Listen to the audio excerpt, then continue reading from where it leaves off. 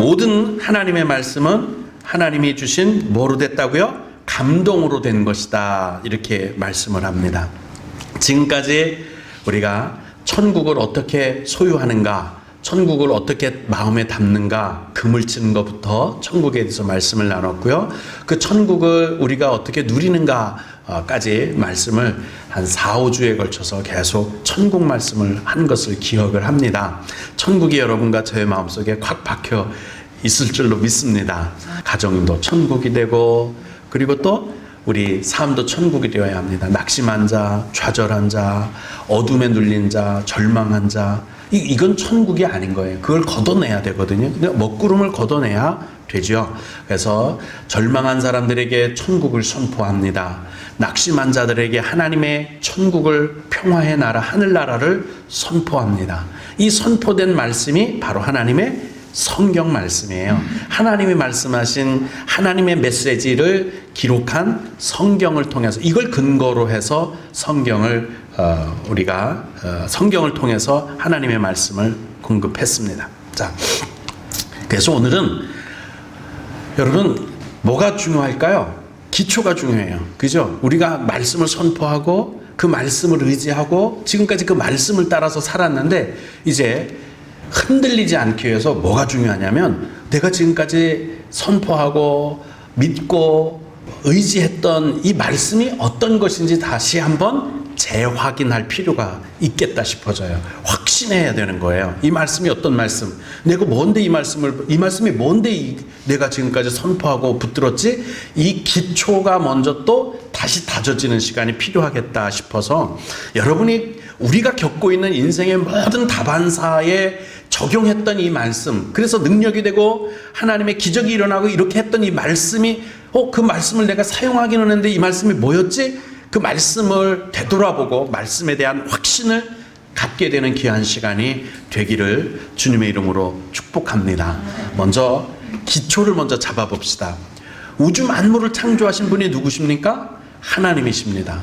그 우주 만물을 창조하신 하나님이 우리 가운데 말씀하셨어요. 그 말씀을 영감 있는 말씀으로 우리가 하는 축자로, 그러니까 문자로 기록해 놓은 것이 바로 성경 말씀이죠. 자, 하나님이 유일한 하나님인 되심을, 하나님만이 유일한 진짜 신이 되심을 우리가 어떻게 알 수 있을까요? 우주 만물의 일관성, 우주 만물의 통일성을 보면 알 수 있습니다. 여러분, 이거 제가 그전에도 말씀드린 것 기억할 거예요. 이렇게 말씀을 드렸습니다. 여러분에게 큰 고무다라에다가 70%의 물과 30%의 흙을 들이면 지금처럼 지구 이렇게 만들어낼 수 있겠어요? 아마 물속에 흙이 다 가라앉아서 아마 이렇게 섬조차도 하나 만들어내지 못할걸요. 근데요, 과학자들이 말하는 게 뭐냐면, 지구는 70%가 물이고 30%가 흙이래요. 근데도 5대양 6대주로 잘 만들어 놓으셔서요, 동동 띄워놓은 건지 어쩐지는 모르지만 하여간 6대주에 큰 넓은 땅덩어리가 있고 거기에 사람들이 살고 온갖 짐승들이 살 수 있도록 하셨어요. 물론 바다가 더 넓지요. 상대가 안 되도록 넓지요. 그러나 이만큼 띄워놓고 부족하지 않은 땅덩어리에서 살 수 있도록 해주셨습니다. 이거 여러분 가능한 거 아닙니다. 그렇죠? 시멘트를 들인다면 가능할 수도 있겠지만 이렇게 하기 어렵습니다. 근데 우리 몸도 오장육부로 되어 있습니다. 놀부만 빼고, 놀부는 놀보가 하나 더 붙어서 오장칠보랍니다. 근데 우리는 오장육부가 있습니다. 여러분, 오장육부라고 하니까 그게 그거겠지 싶지만 흙과 물이 다른 것처럼 확실히 다릅니다. 심장이 살이라고 해서 같은 살이 아니고요, 간이 살이라고 해서 같은 살이 아닙니다.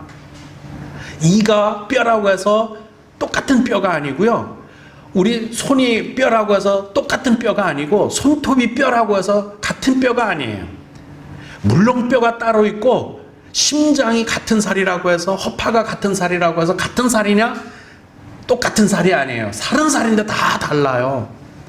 이걸 어떻게 설명할 거예요?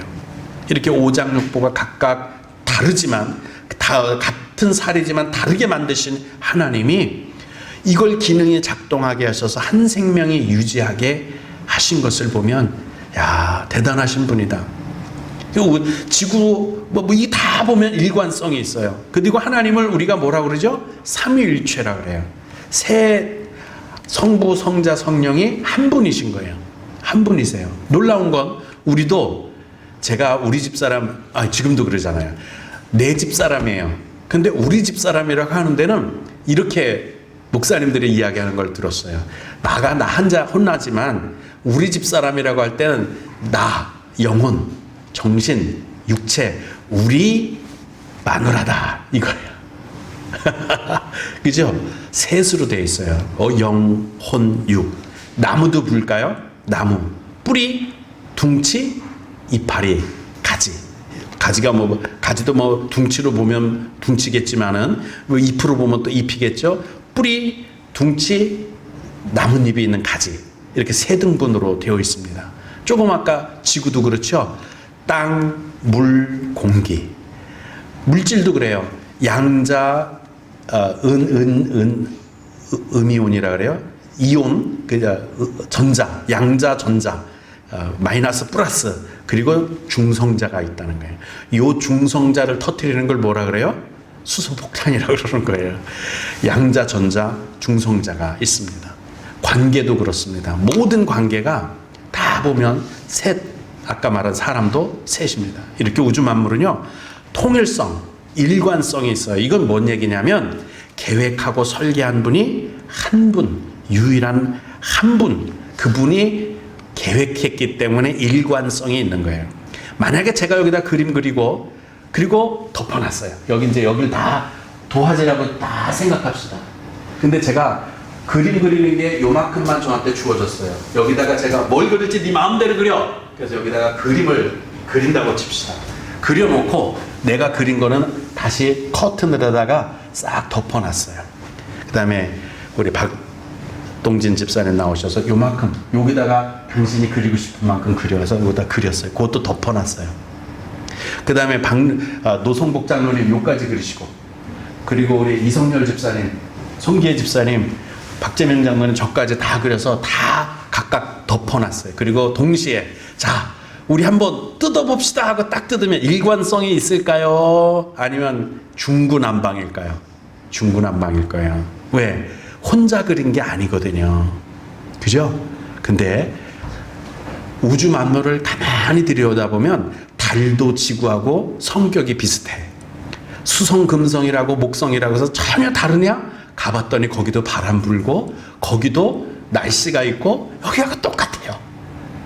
뭐예요? 일관성이 있는 거예요. 이 지구는 동그라니까 거기에 네모난 거 하나쯤 만들어 놓으면 얼마나 멋있을까? 없어요. 일관성이 있어요. 통일성이 이거 한 분이 하신 거구나. 사람들은 이걸 보고 또 진화라고 그래. 일관성을 보고 새도 보면 닭도 보면 사람처럼 손가락이 5인 것처럼 날개도 다 뼈를 조각을 맞춰 보니까 5 조각이래. 그러니까 진화했다. 아니에요. 일관성이에요. 사람을 창조하신 분이 닭도 창조하셨구나. 알 수 있는 거예요. 여러분, 그럼 우리 여러분 잠언에 이렇게 말씀하셔요. 이런 걸 보고 우주 만물을 보고 하나님을 경외하는 것이 지혜의 근본이다. 거룩하신 자를 아는 것이 명철이다. 이런 걸 보고 척하면 그냥 이거구나 하고 알아봐야죠. 그렇게 하나님은 유일한 한 분이시구나 이렇게 알아야 돼요. 성경도 보면 통일성이 있어요. 일관성이 있습니다. 자, 보실까요? 어떻게 만들어졌는지 먼저 보면 조금 아까 설명한 것과 같습니다.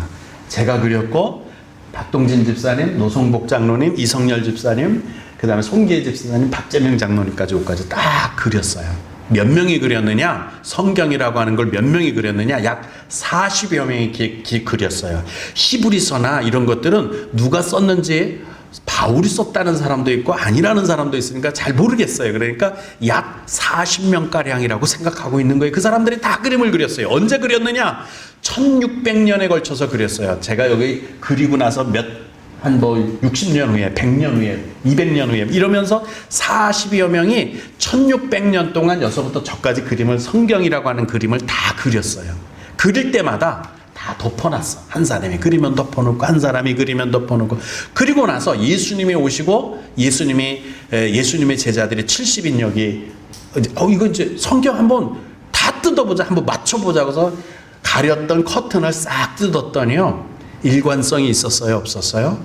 놀라운 일관성을 발견하게 됩니다. 바로 성경이 한 사람이 쓴 것처럼 40명이 넘는 사람이 썼는데 한 사람이 쓴 것과 같은 주제가 있습니다. 자, 요 두 가지가 바로 외적 증거. 조금 아까 우주 만물을 일관성, 통일성 얘기했죠? 이게 외적인 증거들이에요. 내적인 증거는 성경을 창세기부터 요한계시록까지 40여 명이 쓴 걸 다 조각조각 묻어서, 그러니까 모든 성경은 하나님의 감동으로 된 것으로, 그 뜻이에요. 쓴 사람은 다르지만, 기록한 사람은 다르지만, 그 영감을 주시고 기록하게 하신 분은, 모든 성경을 쓰게 하게 영감을 주신 분은 하나님이시다, 이렇게 말씀하고 있습니다. 바로 성경은 통일성이 있어요. 1600년이라고 하는 전혀 다른 시간대에 썼고, 장소도 달라요. 신분들도 달라요. 국가도 다르더라니까요. 어떤 사람은 페르시아에 살던 사람도 있고, 어떤 사람은 바벨론에 살던 사람도 있고, 어떤 사람은 요르단에 살던 사람도 있고, 어떤 사람은 이스라엘에 살던 사람들도 있었어요. 근데 다 국가도 다르고 다 다른데 쓴 것을 뭉쳐보고 묶어놓고 보니까 한 사람이 쓴 것처럼 똑같더라, 그렇게 말씀하고 있습니다. 그래서 성경 66권은 통일된 주제가 있고 통일된 내용이 있더라, 이거예요. 그래서 그걸 찾아보니까 그게 뭐죠? 바로 예수님의 구속에 관한 주제. 그것을 믿음으로 구원을 얻는다, 예수님을 믿음으로 구원을 얻는다, 이 주제 하나가 창세기부터 요한계시록까지 다 쓰여 있는 거예요. 어떤 사람은 성경을 보면서 거기서 교양을 찾는 사람이 있고, 도덕을 찾는 사람이 있고, 어떤 사람은 성경을 읽으면서 역사를 찾는 사람이 있고, 어떤 사람은 성경을 읽으면서 법을 찾는 사람이 있어요. 그게 중요한 게 아니고 그건 지역적인 거예요.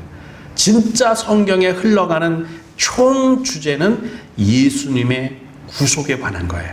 구속의 역사다. 그래서 구약 성경을 뭉뚱그려 보면 오신 예수님에 대해서 말씀하고 있어요. 신약은요, 다시 오실 예수님에 대해서 말씀하고 있어요. 그래서 구약 시대에는 안식일을 지키면서 하나님이 창조하신 것을 우리가 믿습니다 하고 안식일을 지켰어요. 안식 후 첫날부터, 주님이 부활하신부터는 다시 오시겠다고 하신 약속을 믿음으로, 구약과 신약에 기록된 예수의 모든 것을 다 믿음으로 고백합니다 하고, 우리가 주의 날, 여호와의 날, 심판의 날, 구약 성경에도 기록되어 있는 심판의 날, 크고 두려운 날, 주의 날을 지키고 있는 거예요. 뭘 바라보면서요?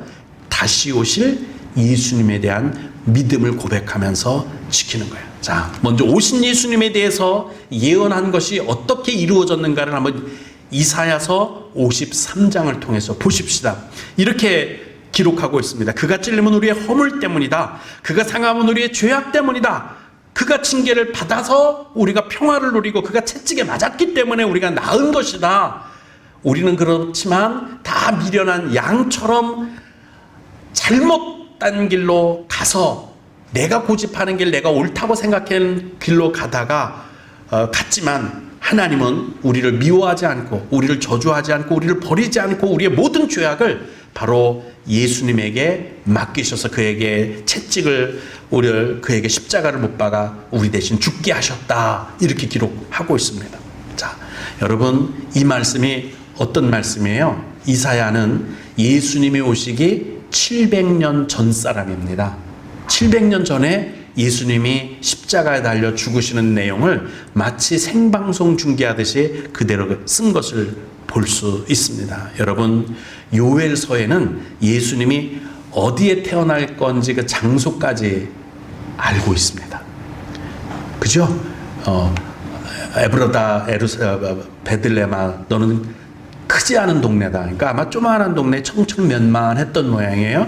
뭐 예루살렘에서 5km 떨어져 2.5km 떨어져 있는 곳이니까 뭐 조그마한 동네 예루살렘 떡방앗간이 있는 동네였습니다. 그 크지 않은 동네다. 근데 크지 않지만 예수님이 거기서 태어날 것이다. 그렇게 말씀했습니다. 그래서 성경 66권의 내용은 만물을 창조하신 하나님이 죄로 사망하는 사람에게 예수님을 통해서 베푸신 은혜가 있는데 바로 구원의 은혜다. 그걸 선포하기 위해서 창세기부터 요한계시록까지 기록한 것을 볼 수 있습니다. 이 통일성을 보고 성경은 하나님이 사람을 시켜서 감동시켜서 대필하신 것 바로 축자시키신 것이다. 이렇게 말씀할 수가 있습니다. 그 다음에 성경이 하나님의 말씀이라는 게 뭘 보고 또 알 수 있느냐면 예언이 성취되었다는 것을 보고 알 수 있어요. 만약에 뭐 이런저런 예언들을 많이 해놨는데 하나도 맞지 않는다. 아니 어쩌다 틀리는 게 한두 가지가 있다. 그러면 에이 뻥이네. 이 소리 대본 나올 거 아니에요. 그죠? 그 뻥이네. 근데 지금까지 성경에 기록된 것이 다 성취되었어요. 하나도 빗나간 것이 하나도 없습니다. 그리고 이제 200여 가지 예수님이 다시 오실 예언이 200여 가지가 남아있다고 합니다. 그 중에 이제 몇 가지가 풀린 것 같아요. 여러분 보세요. 마지막이 되면 무슨 일이 있을 것이다 한 것이 구약 성경에 이런 내용도 있습니다. 사람이 마치 무쇠와 같은 사람들이 전쟁을 하는데 쇠 같은 사람들이 창문을 넘나드는데 후떡후떡 넘어들고 뭐 죽지도 않는다고 말하는 걸 보면 AI 로봇이 전쟁을 대신하는 때가 오겠구나라는 걸 알 수 있어요. 사람이 얼마나 빨리 왕래하는지 다니엘서를 보면 엄청 빨리 왕래한대요. 제가 깜짝 놀란 거는요. 요즘 제주도 가는데 비행기 싹시 얼마인지 아십니까? 가장 싼 게 9,300원인가 9,800원이래요. 그래서 청천 가는 택시비만도 안 한 게 그렇게 제주도를 갈 수 있어요. 그래서 지구 한 바퀴를 돈다 그래도 이틀이 안 걸려요. 비행기를 타면. 엄청 빨리 오고 가는 시대가 왔습니다. 점점 과학이 발달하면 발달할수록 하나님의 예언이 그대로 이루어지는 것을 볼 수 있습니다. 성경에서 가장 큰 예언으로 보는 것이 창세기 3장 15절에 나오는 예언입니다. 이렇게 말합니다. 여자의 후손은 내 머리를 상하게 할 것이요 너는 그의 발꿈치를 상하게 할 것이니라. 중요한 게 이거예요. 여자의 후손이라는 거예요. 여러분 혹시 여자 성을 따는 사람 있습니까? 없어요. 다 아버지의 성을 땁니다. 우리는 뭔 뜻이에요? 남자의 후손이라는 뜻이에요. 남자의 후손. 그런데 유일하게 여자의 후손이 한 분 계셨습니다.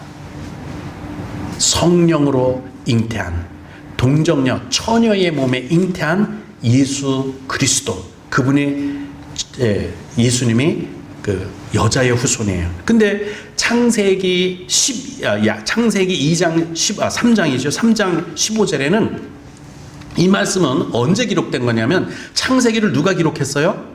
모세가 기록했어요. 그러면 창세기는 이 말씀은 성경이 기록되기 그 이전에 이미 예언되었었던 거예요. 문자로 기록되기 이전에 예언되는 것이 계속해서 족장들을 통해서 전해지고, 저는 12족장을 통해서 전해지고 구전되던 것을 하나님이 성령으로 기록하게 하셨으니까 성경에 쓰여진 그 먼 옛날 얘기가 쓰여져 있는 거예요. 언제?